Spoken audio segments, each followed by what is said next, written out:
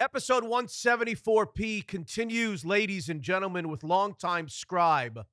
I just wanted to say longtime scribe. That's how I identify myself. Do you? Longtime Yes. scribe. Yes. There's just something that sounds really official about longtime scribe and radio voice. Like radio voice is like whatever. Well, that's because that's kind of the accident of like radio.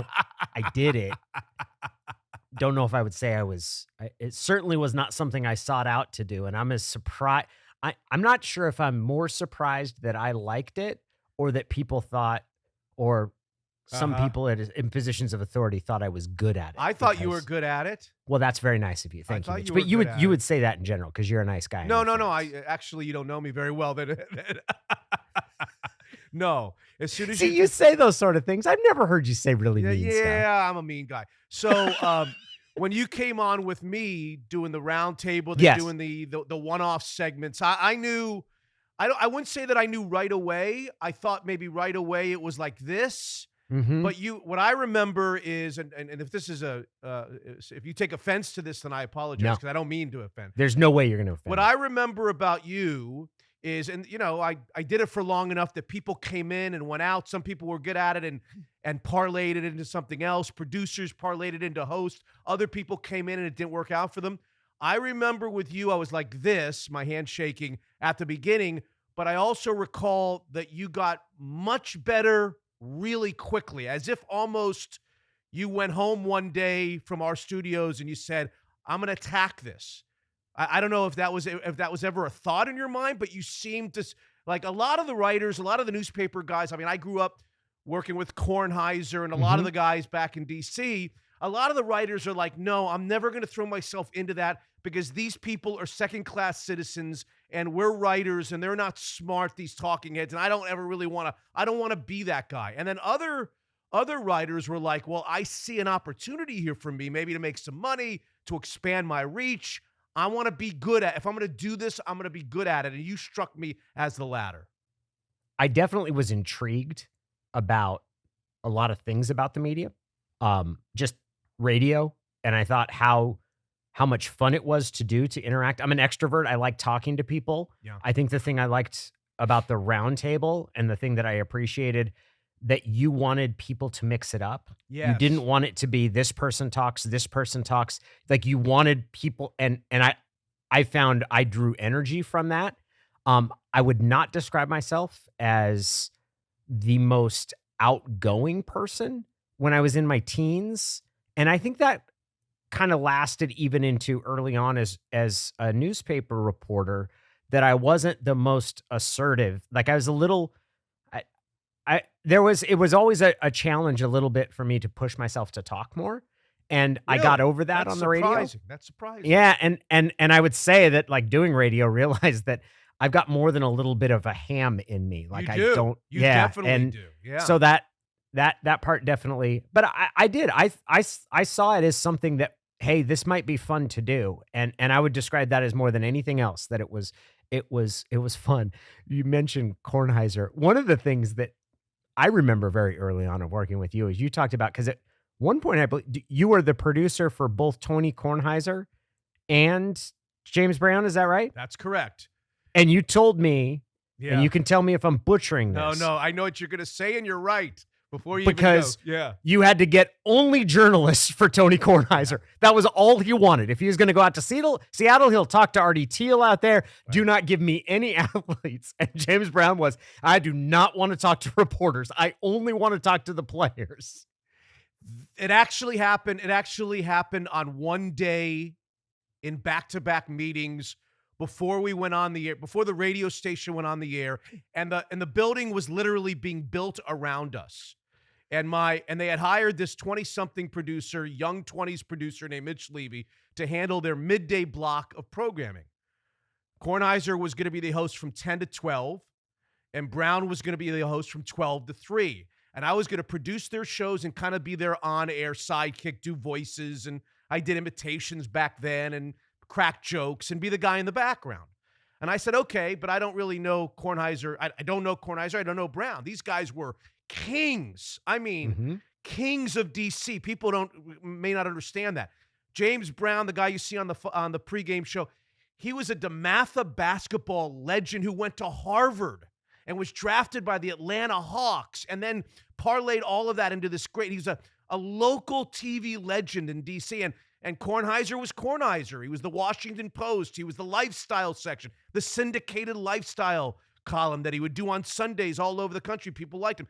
But he didn't like radio. He didn't really like TV. So Mitch is going to be this 22-year-old that's going to bring it all together. And so they set up 2 meetings on one day. I'll never forget it. And Kornheiser came in his knit tie. I can picture. I joke with him to this day about that meeting.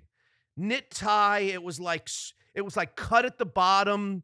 He looked like a writer. He came in and he sat down and he said, "What is your name?" And I said, "Mitch Levy." And he said to me, "Let's get a couple of things straight before we start, Mitch Levy." That's the first thing he said to me. He said, "First of all, I don't even want to do this. Okay? I want you to know this before we start. I really don't want. I'm doing this for the money. I'm going to do this." This was, by the way, 1992, like local radio. He says, "I'm a writer. I don't talk. I don't do TV.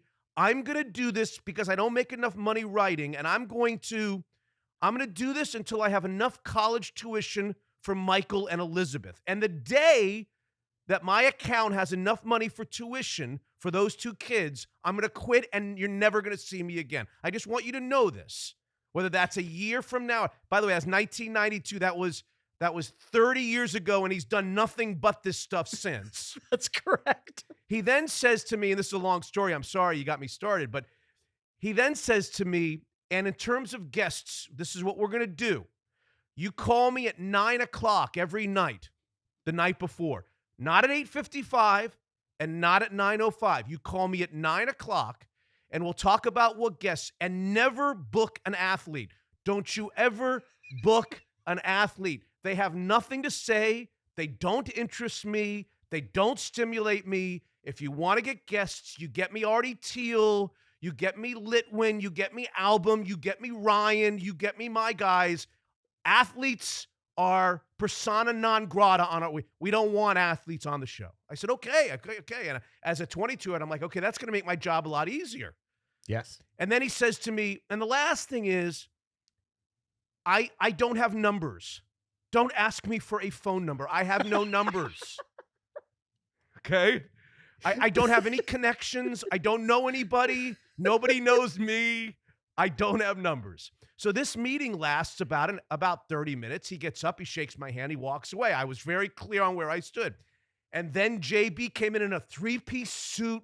I remember it was pinstriped. He's shaking hands. He's the total opposite of Tony. He's got, I think he had a pocket watch, and he just, he's hugging people and taking pictures, and comes up and he says, "Hi, I'm James Brown. What's your name?" And I said, "Mitch Levy." He said, "It's great to work with you, Mitch Levy. Couple things about me. I don't want writers. Don't ever get me writers. I only want athletes. I want Barry Sanders." And then by the way, that station got literally a 0 rating with those 2 guys on it. We were on a religious, we had the first 2 years, we got like no ratings. We were on a religious station. Nobody even knew that we existed. We were paying millions and millions of dollars in talent fees and talent contracts. So we had and I was getting guys like Barry Sanders and Larry Bird, and everybody loved James Brown. You could call any place and say, "JB wants you on his little local radio station in Dallas," or in DC rather, and Barry Sanders would be on the next day. Yeah. It was unbelievable. So here I was calling it, and he was like, "You call me at what time are you going to go on with Tony?" And I said 10 a.m. He said, "You call me at 9:45. I'll be on the treadmill." And at 9:45, I'd call him, and he'd go, hello, and it would be JB on the treadmill every 9:45 a.m. every morning, and 9 p.m. the previous night. God help me if I called 5 minutes early or 5 minutes late. I had Tony Kornheiser. So you ask what shaped me. There you go. That's a way too long of a story for a. It's not. And here's what I take away from that, and what I took away from that then. Yeah. When you're working media, yeah, and specifically in the medium of radio, there's no rule on how to do it. No. You just have to do it in a way that works for you. Tony Kornheiser and James Brown are two of the more charismatic like both of them, and in entirely different ways. And you just captured it exactly. Tony Kornheiser is painfully uncomfortable with the reality of himself. James Brown could not, you could drop him on the moon and the man will feel comfortable and absolutely by the time you leave, he will have it will be like he's lived there for a lifetime. You got him. And they're Pegged.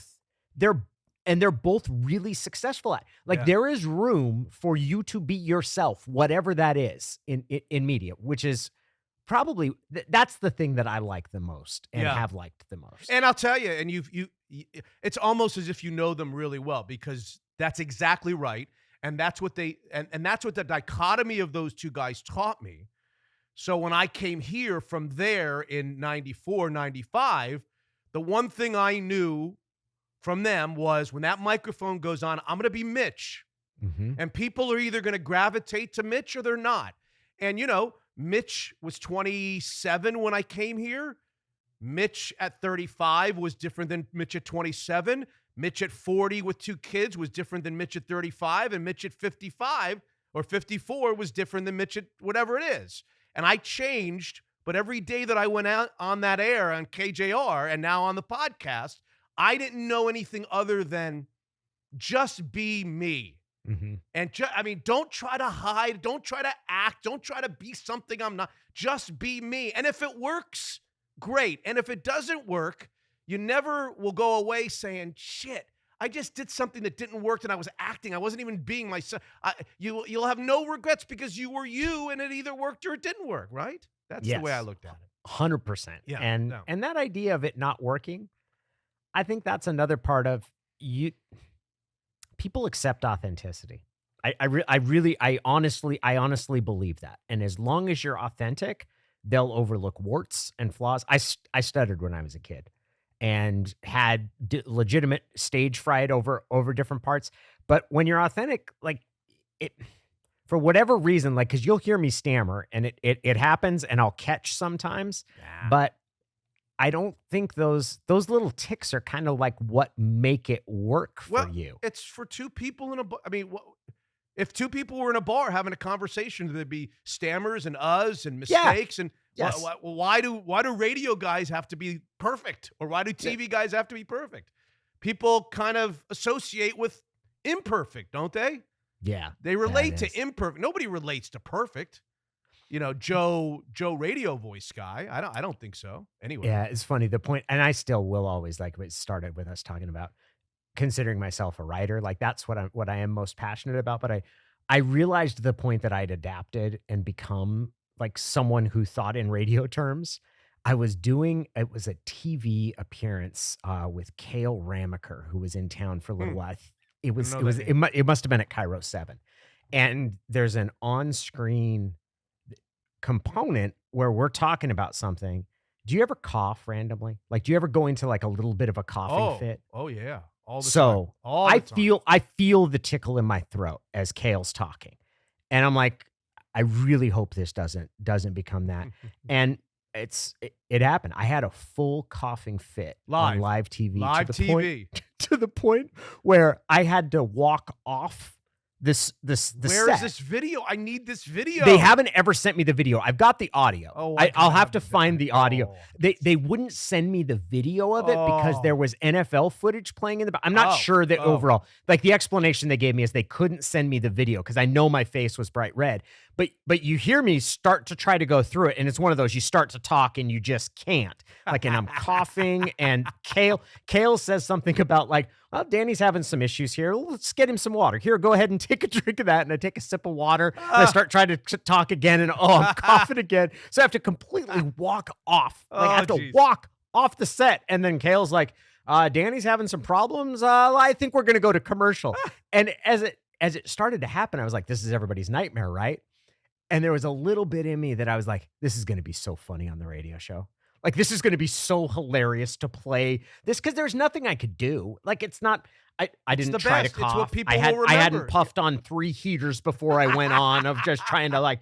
It was just it happened, and it happened in front of everybody, and then you're like, it's really funny. I'll have to get the sound to it because it is please. it is hilarious. And I had this long list of things to talk about on episode 174 with P. But the best radio, the best podcast is when you just go off script. And now we've accomplished nothing except for fun in the first 15 minutes. So let me throw a couple of things at you. The dang apostrophe. Can we please talk about the dang apostrophe? What is the dang apostrophe newsletter, and why are we naming it the dang apostrophe? Please.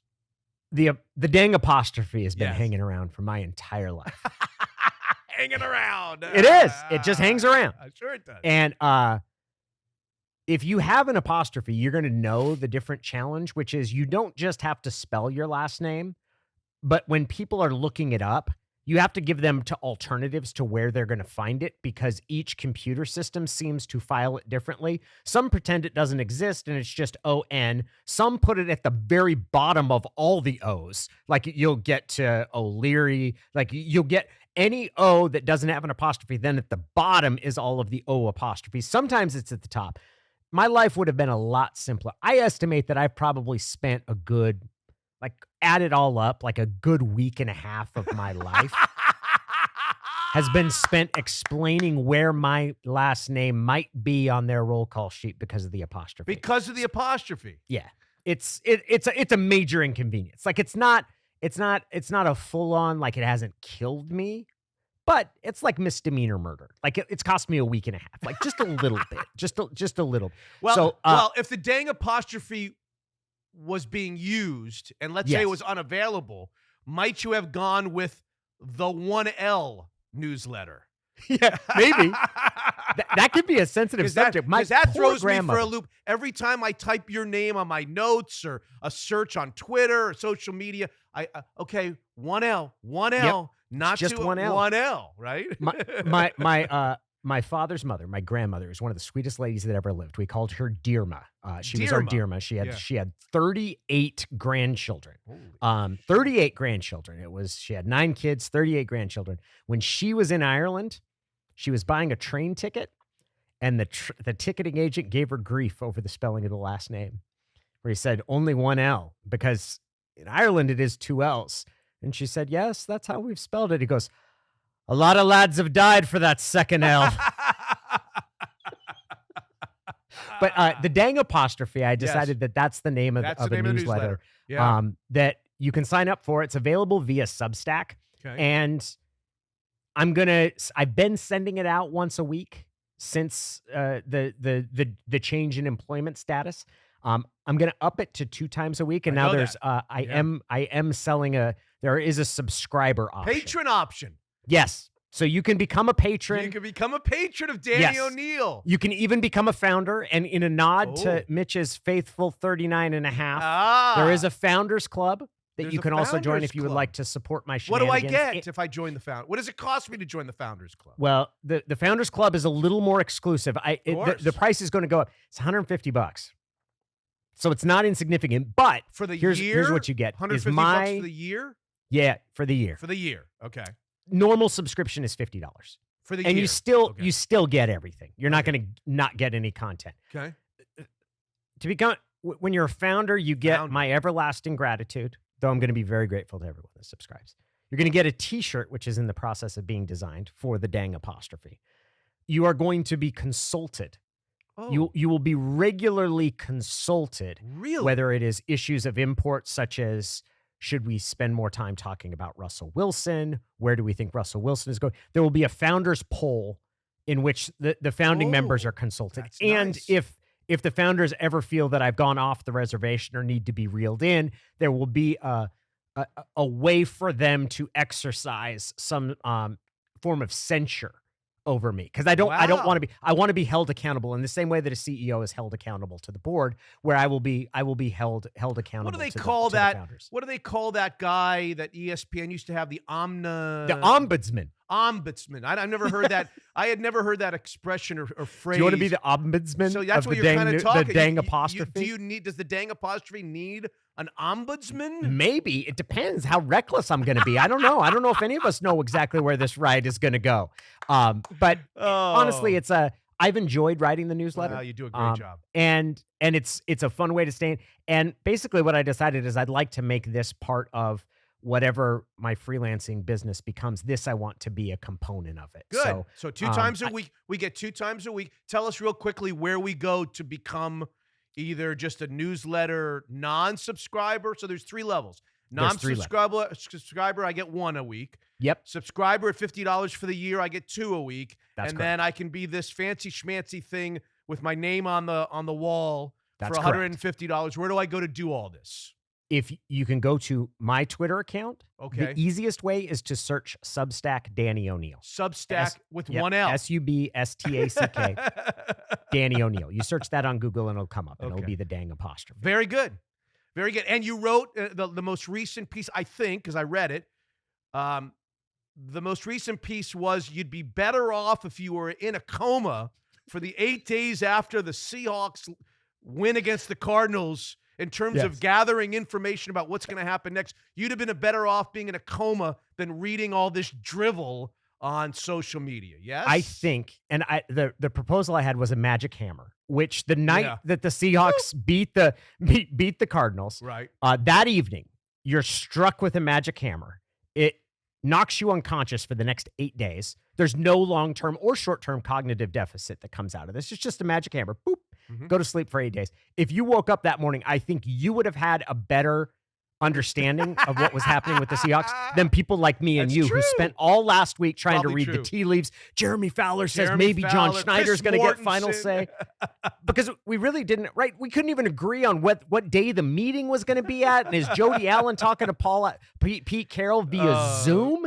Was this just a standard end of the season get together? Because nothing really happened until this week, right? Like the first sign we had, and that was the defensive coordinator and the passing game coordinator Yeah. What do you think of that? I hope it means that Pete is going to bring someone outside. And I say that because I've always assumed that Pete is the defensive coordinator. And I know he doesn't call all the plays, and the defensive coordinator, it's not like he's just sitting there sucking his thumb, but I've always thought that this is Pete's defense. And I hope this means that he's bringing in someone that's going to do something different. I hope, and I saw you reference this, and I agree with it. I'm tired of the conceding 7-yard receptions. Oh, I'm you tired had to of bring that up. Yeah, like it's really It's torture to watch. and it's what they've really done. Of course they have. And it's been successful. I don't think it can be successful with this team anymore. And you've got to do something different because they had such incredible players in 2012 to 2015 that the defense was still dominant even without doing anything to create pressure. Even while playing that sort of, we'll just play our cover 3, we'll be in the back. They got to do something different. And if nothing else, Jamal Adams was misused this year. If you have Jamal Adams, and not only did you give up as much as you gave up to get him, but then paid him what you paid, you have to do something that puts him in a position to succeed. And last year, he's one of two, playing so much safety back, like he's not blitzing. They've got to do something different. Well, does the former Husky defensive coordinator do anything for you? Yeah. Does he do anything for you? Not at all. Because you remember the one year he was here was 2008? Yeah. And that's not really indicative of what he's going to do, right? And he's pretty close. He's been in charge. He's worked with some good defenses. Okay. But I want to see someone like Fangio. Like Vic Fangio runs a different defense. Vic Fangio does something different. I'd be really interested in seeing somebody like that come in here. Another guy that I've heard mentioned when I was talking to a couple people today was Sean Desai. Don't know that name, no. The younger defensive coordinator for the Chicago Bears is another thought. But more than anything, usually the coach contracts out one side of the ball, right? Like the head coach, if he's an offensive-minded guy, he hires a defensive coordinator. He says, hey, you go deal with that. I've always thought that Pete's kind of that way for the defense. And And I hope that's not the case going forward. I hope there's some real latitude that's given for them to try some different things here this year. Even if it is Ed Donatel, let him call that deep. They've got to do something to get more aggressive. You remember when Jim Mora was the coach in waiting? God, yeah. Do you remember when Mike Hopkins was the Syracuse University coach in waiting? Yeah. How about Brian Flores, new defensive coordinator, coach in waiting for the Seattle Seahawks? I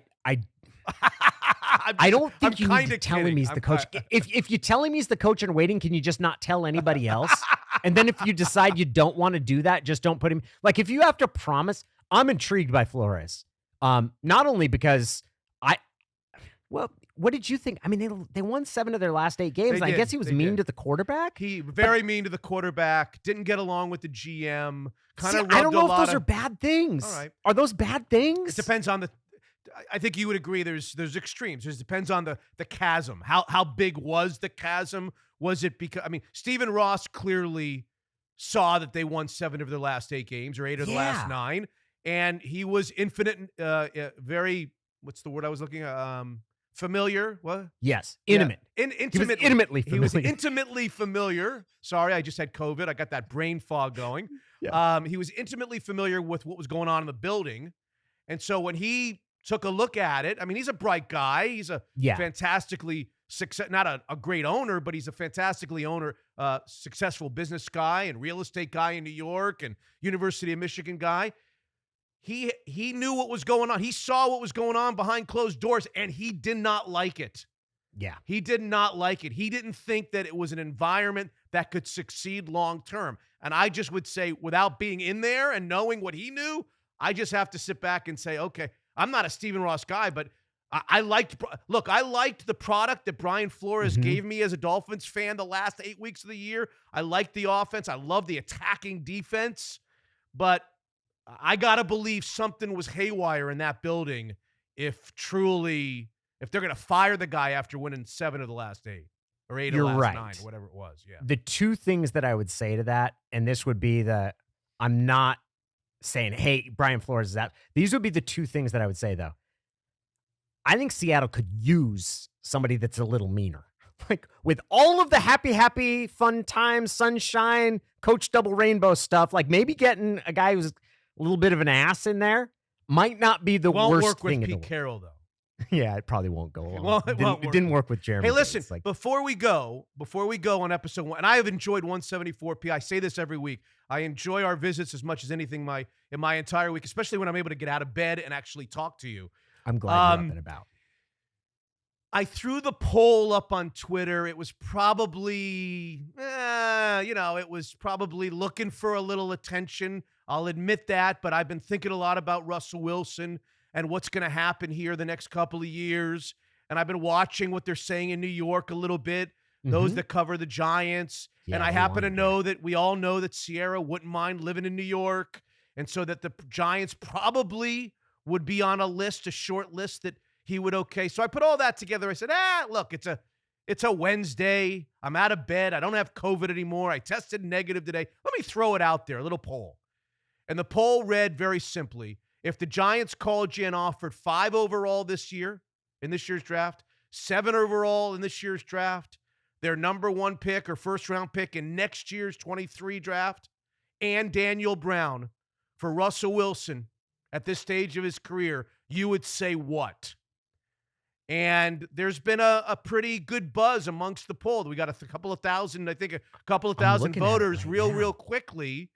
It seems to be very heavily weighted towards no effing way we want to keep Russell Wilson. We would not take number 5, number 7, next year's number 1, and Daniel Brown for Russell Wilson. We would not do that deal. So, wait, the one I'm looking here, am I looking at the wrong one? It says it's 50-50. Well, yeah, you're looking at an old version of the now I'm seeing it. I'm seeing it. What is it now? Okay. You're looking at it. It's 2/3. It's basically 2/3. 67-33, something like that. Yeah, 67.4%. And it is. It's 2,900. When I saw that originally, Mitch, I was like, you might have hit the magic one. I've always dreamed of having a poll that would be split. Well, you talk about here's something funny. Here's something funny as an aside. It's a perfect show to tell you this because we went through the Tony Kornheiser thing. So Yeah. Tony Kornheiser and I did the show together for a couple of years. And at the end of every show from 10 to 12, at 11:35, we would do a poll question every morning. And we would open up the phone lines and people would call in, and you weren't allowed to ask Tony how he was doing. If you asked Tony how he was doing, he would ban you from the show. No asking me how I'm doing well. And I'd have to come up with some cockamamie poll question, whether it's sports or entertainment or literature or something silly every single day. What's the poll question today? So I would give the poll question, then I would be on the phone answering them, and he would take calls, and he might take, 15 or 20 calls really quickly to get answers. And the running gag was, this happened for 2 years, he would say to me at the end, right as he's about to go off the air, he'd say, Mitch Levy, ladies and gentlemen, our executive producer, what were the results of the poll? And I would say the same thing every morning, which is split right down the middle, Tony. We literally could have gotten 20 on one side and 0 on the other. And I would say, Tony, and he'd laugh every time. And it was hard to make him laugh. I would say, Tony, it was split right down the middle. That's a good gag. That's a good gag. I'm surprised this is 2/3 no freaking way. No freaking way. I think I'd pull the trigger on that, Mitch. You would? 5-7, a first rounder next year. Like Daniel Jones, I don't think he's going to turn into anything. Right. But he would be a toss in that but maybe you could use. Toss him and maybe maybe add another quarterback. Yeah. I figured that package, because it's so high, the picks are so high this year. Yeah. And we don't know. The question is, what would the Giants be after 1 year with Russell Wilson? I don't know. Would the pick be a 5 or a 7, 23? Or would it be more like a 15 or 18 or 20 because he goes in there? That's up in the air. But I figured that was the equilibrium. I thought I would get more of a balance of yeses and nos. That's why I threw that one I'm out. a little surprised too. Yeah. I don't think. I think if they move him, I don't think they'll get that much. That's my opinion. I don't know if he went to New York, he might end up going for the 5 and the 7.